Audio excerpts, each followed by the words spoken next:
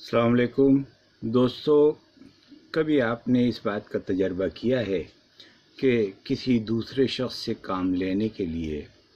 उस शख्स में उस काम की दिलचस्पी को और उसकी लगन को पैदा कर दिया जाए, और जब उसकी दिलचस्पी और उसकी लगन उस काम में हो जाती है तो फिर वो खुद ही उस काम को करने के लिए रज़ामंद हो जाता है। डेल कार्नेगी की ये बात बड़ी हद तक दुरुस्त है कि सेलिंग करने वाले अफराद उस वक्त तनदही और लगन से काम करते हैं जब उनकी दिलचस्पी के अवामिल उनके काम में शामिल हो जाते हैं। इस तरह सेलिंग का अहम तरीन राज भी ये है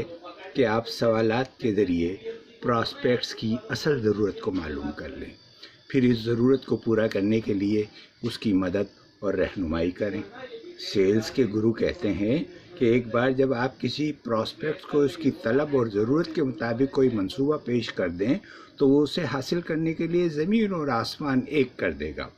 फिर इस आफाकी उसूल को भी अपने बर्ताव में लाएं कि इंसानी ताल्लुकात सबसे ज़्यादा अहमियत के हामिल होते हैं। ये इंसानी तहज़ीब का भी तकाज़ा है कि आप इस उसूल की पैरवी करें। आपको लोगों से ताउन भी हासिल होता है, इसी तरह और इज़्ज़त व एहतराम भी इसी में मिलता है। जब इंश्योरेंस में लाइफ एजेंट इंश्योरेंस बेचने के लिए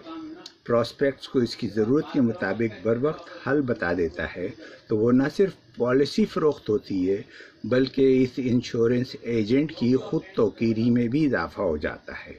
और ये एहसास उसकी बेलौस खिदमत का आला इनाम और बोनस साबित होता है। तो मेरा ख़्याल है कि आप दोस्तों को अपने काम में इस बात पर तवज्जो देनी चाहिए कि प्रॉस्पेक्ट्स की ज़रूरियात क्या हैं, वो किस तरह की पॉलिसी चाहता है और उस पॉलिसी के लिए उसको क्या करना चाहिए।